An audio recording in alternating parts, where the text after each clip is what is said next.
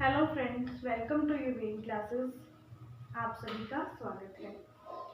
आज हमारा टॉपिक क्या रहेगा?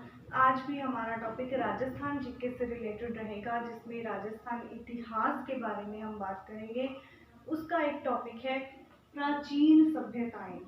ठीक है, इसके बारे में मेन हम इम्पॉर्टेंट चीज़ें करेंगे जिससे कि क्वेश्चंस बनते हैं।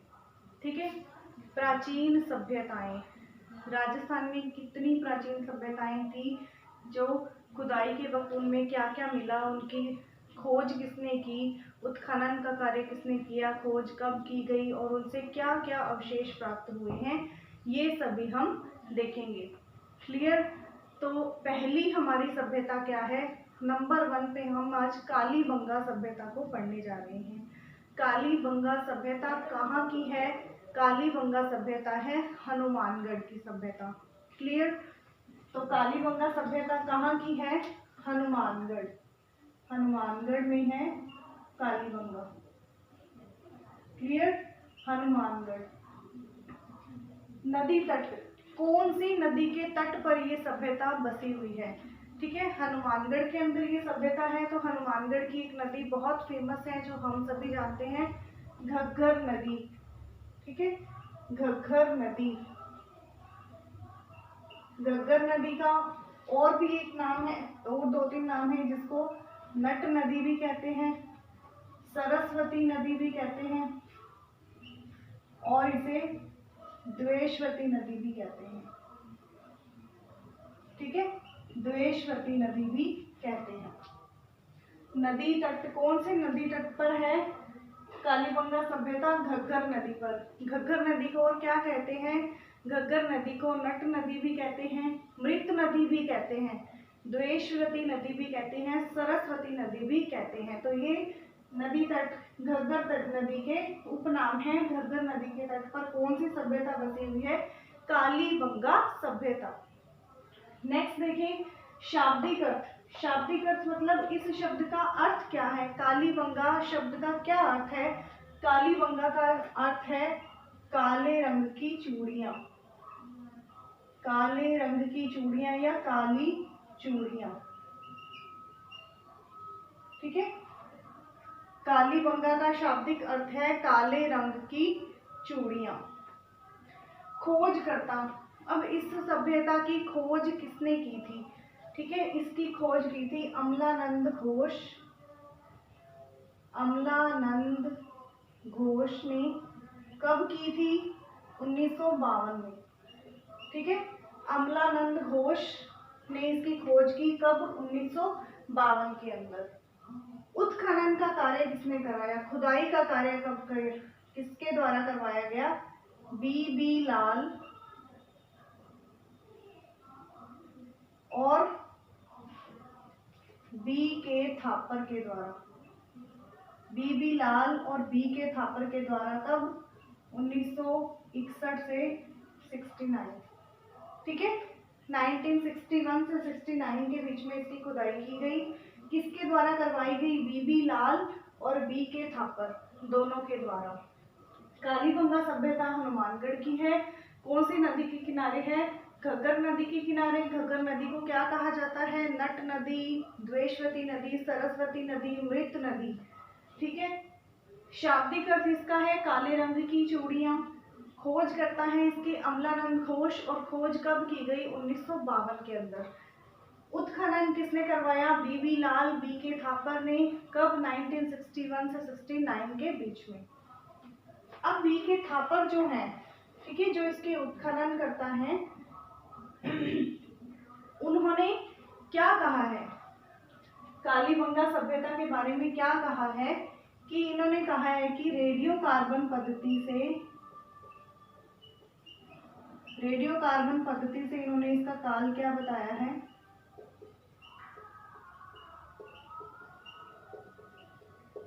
2300 ईसा पूर्व। इन्होंने कहा है कि रेडियो कार्बन पद्धति से इसका काल क्या बताया है? 2300 ईसा पूर्व। किसका काल? इस सभ्यता का काल। ठीक है, दशरथ शर्मा ने क्या कहा है इसे? दशरथ शर्मा ने सिंधु सभ्यता की तीसरी राजधानी कहाँ है? तीसरी राजधानी कहाँ है? दशरथ शर्मा ने सिंधु सभ्यता की तीसरी राजधानी कहा है? किसे कहा है? कालीबंगा को। क्या कहा है? सिंधु सभ्यता की तीसरी राजधानी। ठीक है। केयू और कैनेडी क्या कहते हैं? केयू और कैनेडी कहते हैं कि सभ्यता का विनाश का कारण क्या है? संक्रामक रोगों से।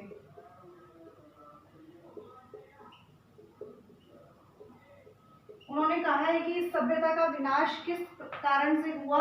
संक्रामक रोगों के कारण इस सभ्यता का विनाश हो गया था। ठीक है। कालीबंगा पर डाक टिकट कब जारी हुआ? अब कालीबंगा के ऊपर डाक टिकट जारी हुआ था 1961 में 90 पैसे का। ठीक है। 90 पैसे का डाक टिकट जारी किया गया कालीबंगा सभ्यता पर 1961 में। इसका उपनाम क्या है? इसे कहते हैं दीनहीन की सभ्यता या दीनहीन सभ्यता। दीनहीन सभ्यता। ठीक है। इसका उपनाम क्या है कालीबंगा सभ्यता का? दीनहीन सभ्यता। सर्वप्रथम जानकारी किसने दी कालीबंगा सभ्यता के बारे में? एल.पी. टेसीटोरी। एल.पी. टेसीटोरी ने। ठीक है। तो ये थी बेसिक नॉलेज कालीबंगा सभ्यता के बारे में कि कालीबंगा सभ्यता कहाँ है? हनुमानगढ़ जिले में। और ये कौन सी नदी के तट पर है? घग्गर नदी के तट पर। घग्गर नदी को और क्या कहा जाता है? सरस्वती नदी, मृत नदी, नट नदी, द्वेषवती नदी। ठीक है। शाब्दिक अर्थ क्या है कालीबंगा का? काले रंग की चूड़ियां। इसकी खोज किसने की? अमलानंद घोष ने 1952 में। उत्खनन का कार्य करवाया बीबी लाल और बी.के. थापर ने 1961 से 69 के बीच में। ठीक है। उसके बाद बी.के. थापर क्या कहते हैं कि रेडियो कार्बन पद्धति के अनुसार इस सभ्यता का जो काल है वो 2300 ईसा पूर्व माना गया है। दशरथ शर्मा ने क्या कहा है? सिंधु सभ्यता की तीसरी राजधानी कहा है कालीबंगा सभ्यता को। केयू और कैनेडी कहते हैं कि इस सभ्यता का विनाश किस कारण से हुआ है? संक्रामक रोगों के कारण से। और इस सभ्यता के बारे में सर्वप्रथम जानकारी किसने दी? एल.पी. टेसीटोरी ने। और कालीबंगा पर डाक टिकट कब जारी किया गया? 1961 में 90 पैसे का डाक टिकट जारी किया गया। और इसका उपनाम क्या है? दीनहीन की सभ्यता या दीनहीन सभ्यता इसका उपनाम है। क्लियर।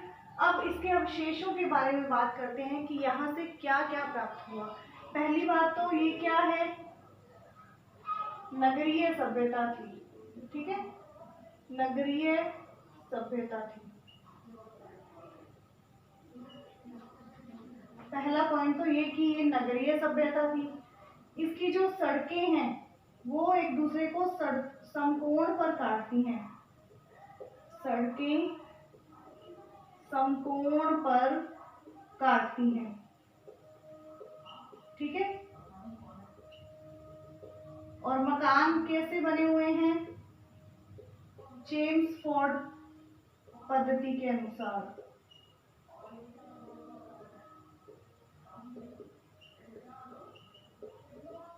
ठीक है।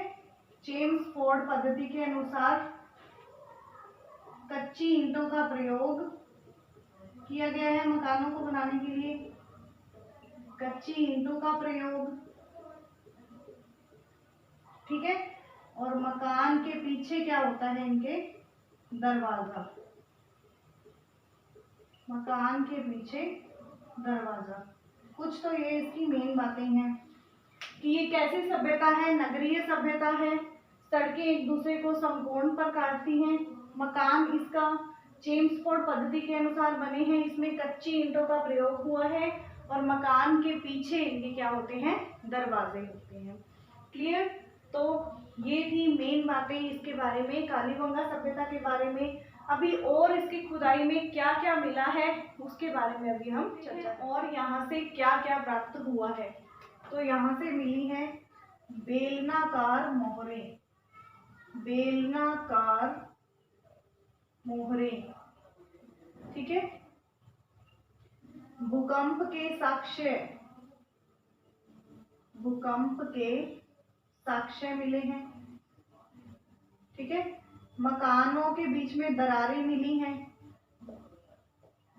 मकान के अंदर दरारें, ऊंट, बकरी, भेड़, कुत्ता, सबसे ये क्या थे, परिचित थे। ऊंट, भेड़, बकरी, कुत्ता, इन सब से क्या थे, परिचित थे, ठीक है। घोड़े से भी परिचित थे ये, घोड़े से परिचित। एक साथ दो फसलों के साक्ष्य, कौन कौन सी, गेहूं और जौ, ठीक है। गेहूं और जौ एक साथ दो फसलों के साक्ष्य मिले थे। उसके बाद तंदूर, चूल्हा, बच्चों के खिलौने, बच्चों के खिलौने,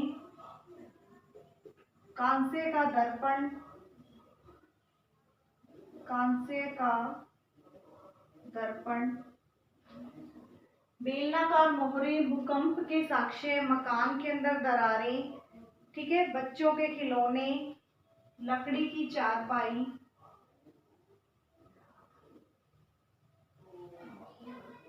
लकड़ी की चारपाई, शल्य चिकित्सा के प्रमाण, शल्य चिकित्सा के प्रमाण, बालक की खोपड़ी,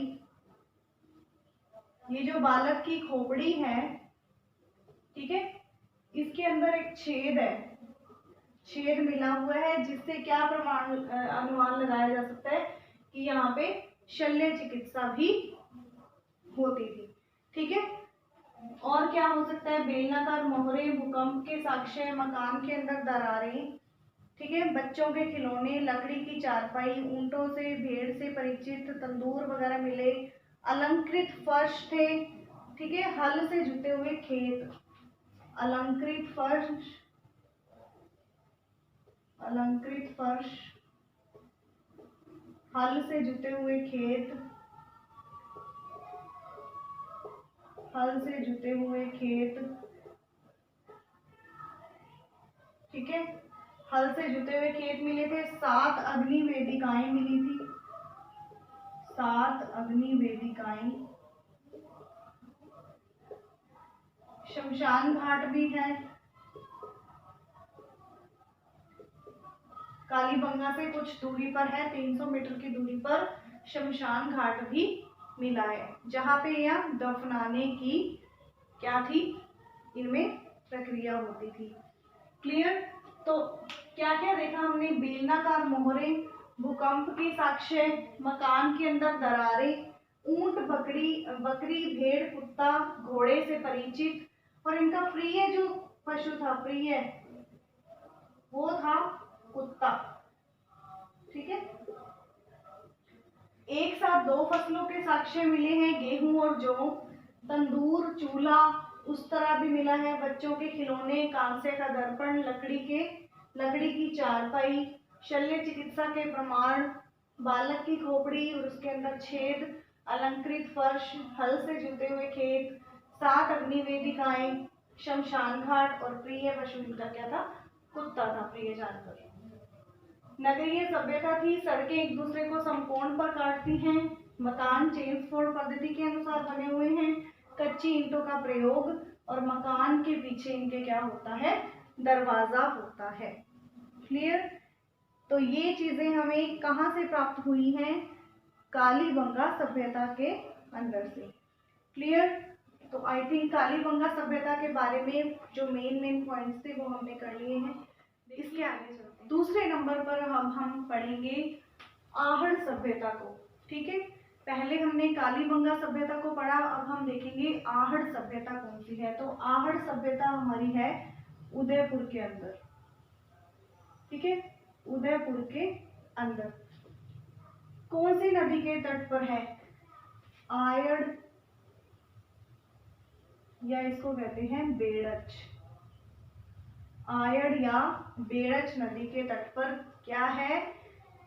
आहड़ सभ्यता। ठीक है, खोज इसकी किसने की? अक्षय कीर्ति व्यास।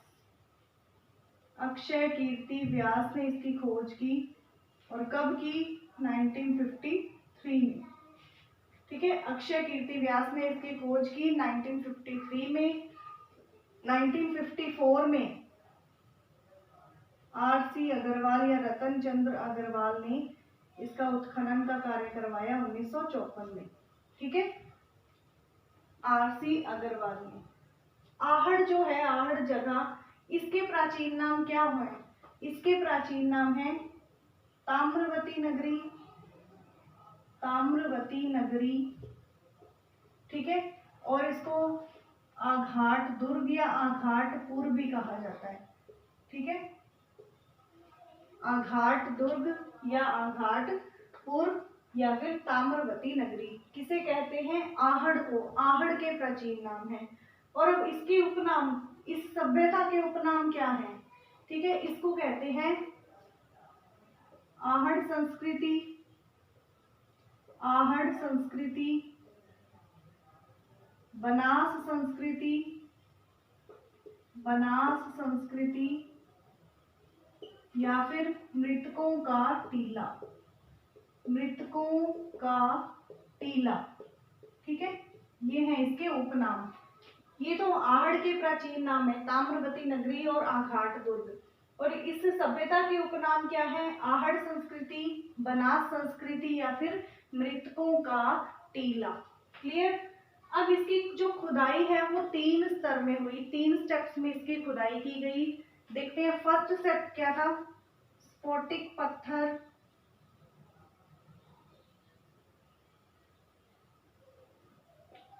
पहली में तो क्या मिले थे इनको? स्फोटिक पत्थर, जिनसे औजार बनाने वाले पत्थर।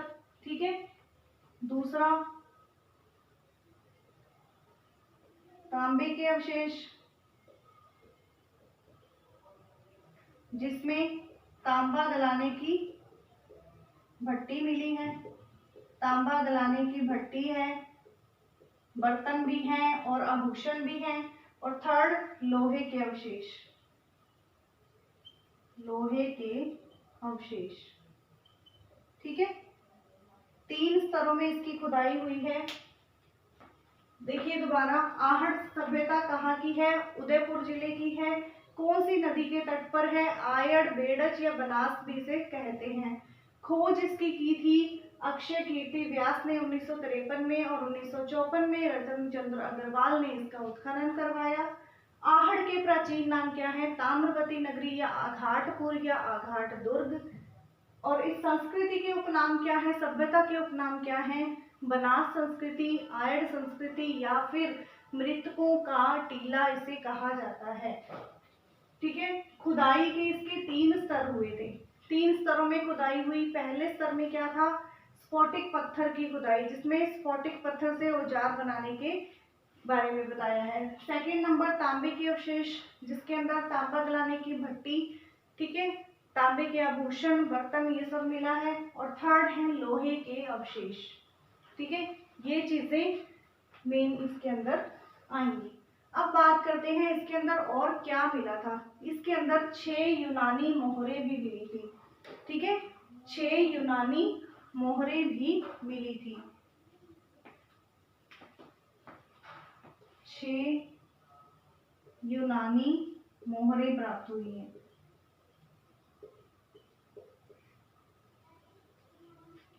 ये हुआ इसका मेन पॉइंट्स इसके। अब देखते हैं इसके अवशेष क्या क्या थे, इसमें क्या क्या अवशेष हमें अब देखिए इसके अवशेष क्या क्या मिले हैं। यहाँ से मृद भांड मिट्टी के बर्तन मिले हैं, कैसे, काले व लाल। ठीक है, मिट्टी के बर्तन मिले हैं काले व लाल, और कौन सी विधि से बने हुए हैं ये, उल्टी तपाई विधि से बने हुए हैं। ठीक है, उल्टी तपाई विधि से निर्मित मृद भांड मिले हैं काले व लाल रंग के। उसके बाद एक टेराकोटा पद्धति से निर्मित महल के भी अवशेष मिले हैं। टेराकोटा पद्धति से निर्मित महल के अवशेष मिले हैं, जिन्हें किसकी संज्ञा दी गई है, बनासियन बुल की संज्ञा दी गई है। ठीक है, माणक, लड़ियां और हार आदि भी यहाँ से आभूषण प्राप्त हुए हैं।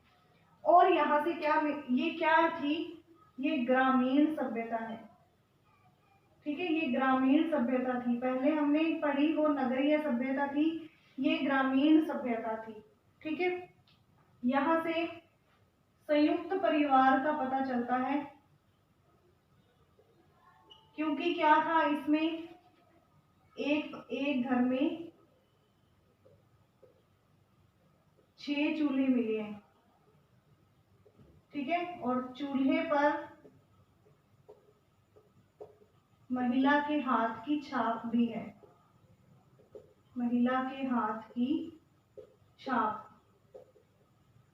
ठीक है, संयुक्त परिवार का पता लगता था इसमें, एक घर के अंदर एक साथ 6 चूल्हे भी मिले हैं। ठीक है, और इसके अंदर क्या है, संयुक्त फसल, संयुक्त फसल के साक्ष्य मिले हैं। संयुक्त फसल होती थी, यहाँ पे करते थे, ये उगाते थे। ठीक है, ग्रामीण सभ्यता, संयुक्त परिवार, चूल्हे पर महिला की हाथ की छाप भी मिली है। अब यहाँ से क्या मिले हैं, मिट्टी के बने, मिट्टी से निर्मित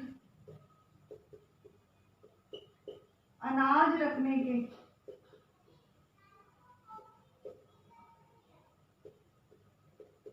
जिन्हें क्या कहा जाता है, गोरे व कोठे। गोरे व कोठे क्या होते हैं, ये अनाज रखने के पात्र हैं, जो कि मिट्टी से बनाए जाते हैं। वो कौन से सभ्यता से मिले हैं, आहड़ सभ्यता से मिले हैं। ठीक है, और इसमें क्या मिला है, मिट्टी का दीपक मिला है, मिट्टी का दीपक और बिना हत्थे का जल पात्र। मिट्टी का दीपक,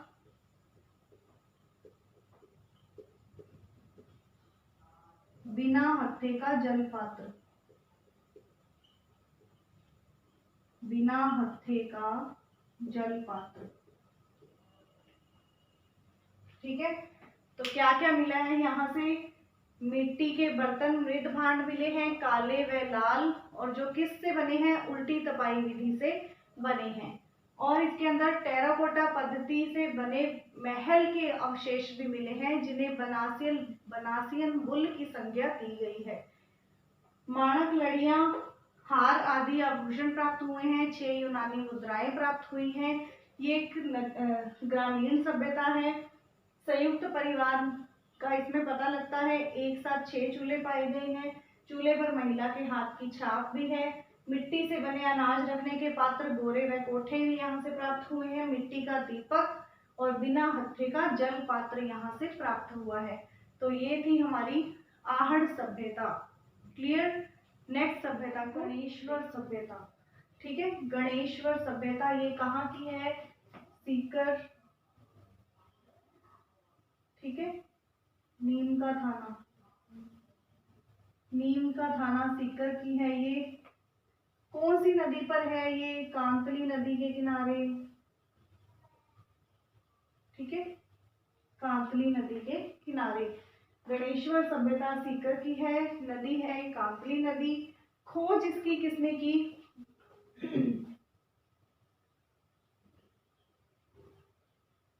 आर.सी. अग्रवाल ने 1972 में इसकी खोज कर ली थी।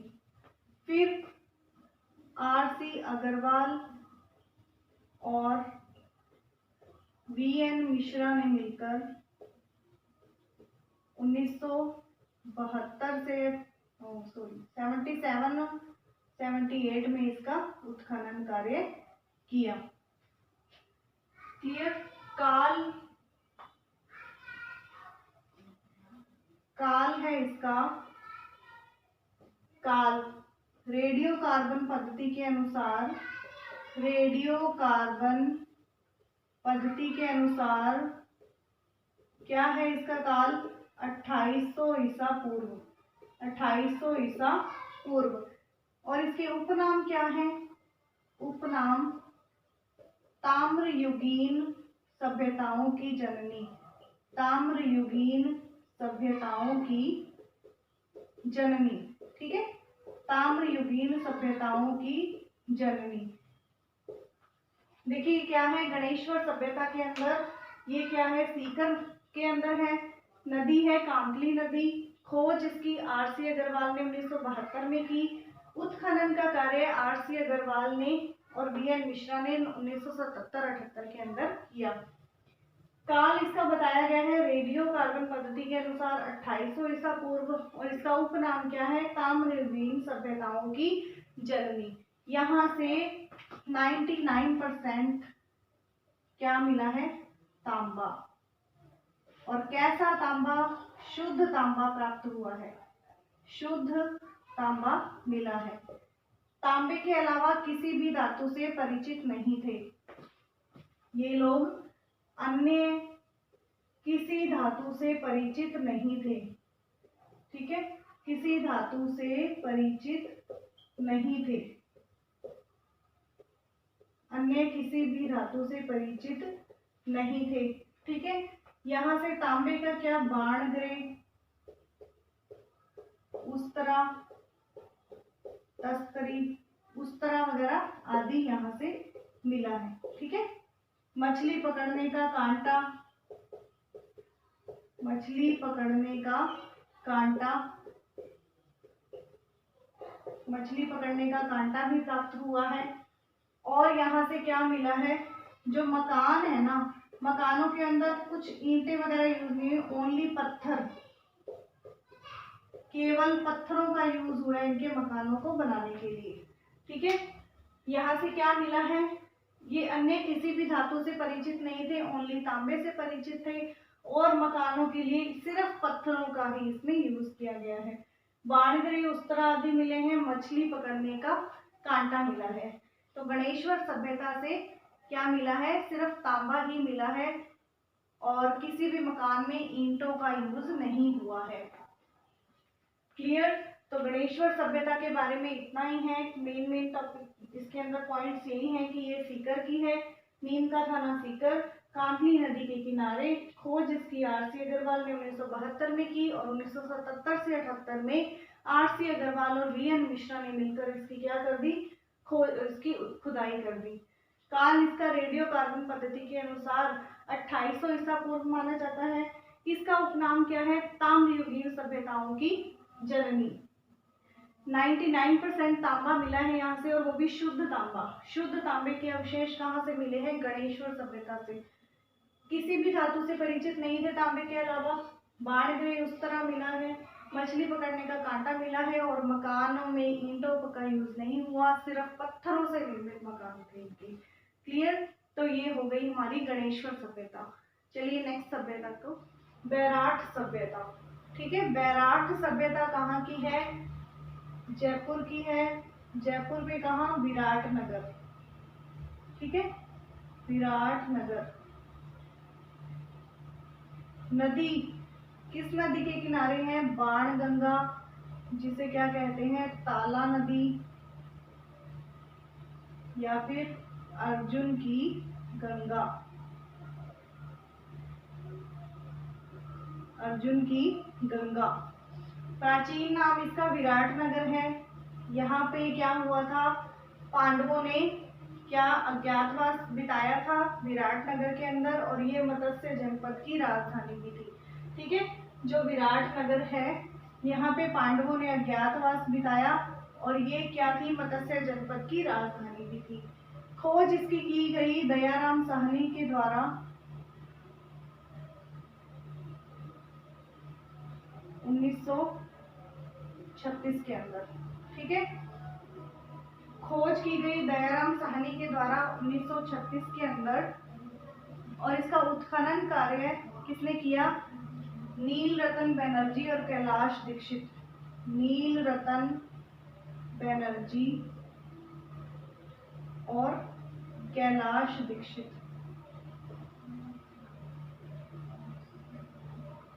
कब किया गया? 1962-63 में। ठीक है, उत्खनन किया नील रतन बनर्जी और कैलाश दीक्षित ने 1962-63 में। बैराट सभ्यता जयपुर विराटनगर की है। नदी इसकी कौन सी है? कौन सी नदी के तट पर यह सभ्यता बसी हुई है? बाणगंगा। बाणगंगा को और क्या कहते हैं? ताला नदी और अर्जुन की गंगा। प्राचीन नाम है इसका विराटनगर। खोज दयाराम साहनी ने 1936 में की और इसका उत्खनन कार्य 1962-63 के अंदर नील रतन बनर्जी और ये है अपने कैलाश दीक्षित, इन्होंने करवाया। अब बीजक, इसमें बैराट सभ्यता के अंदर उत्खनन कार्य कैसे हुआ देखो। पहले बीजक की डूंगरी है, वहां पे इसका उत्खनन करवाया 1837 के अंदर कैप्टन बर्ट ने। ठीक है, वहां पे क्या मिला? भाबरू शिलालेख। तो भाबरू शिलालेख कहाँ से मिला हमें? बैराट सभ्यता से। इसको 1840 के अंदर कोलकाता में भेज दिया गया था।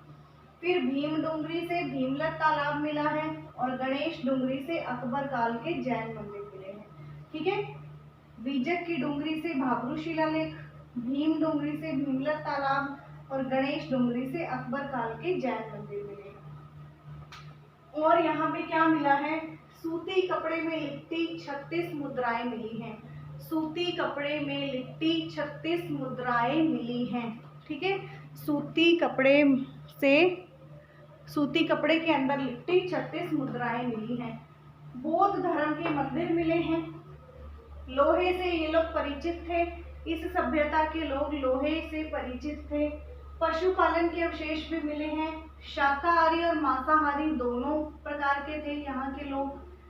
पांडवों ने अपना अज्ञातवास बिताया विराटनगर में, मैंने अभी बताया था आपको। और राम सिंह द्वितीय के काल में एक सोने का कलश भी मिला। राम सिंह द्वितीय जो थे, इन्होंने इस सभ्यता का सबसे पहले इन्होंने उत्खनन करवा दिया था, खोज इन्होंने खुदाई करवा दी थी। ठीक है, तो इनके काल में एक सोने का कलश मिला जिसमें क्या मिली? महात्मा बुद्ध की अस्थियां या हड्डियां प्राप्त हुई थी। ठीक है, यहाँ से स्वस्तिक चिन्ह भी मिला। स्वस्तिक चिन्ह के प्रमाण भी यहाँ से मिले हैं अकबर द्वारा। अब मध्यकालीन के अंदर क्या था?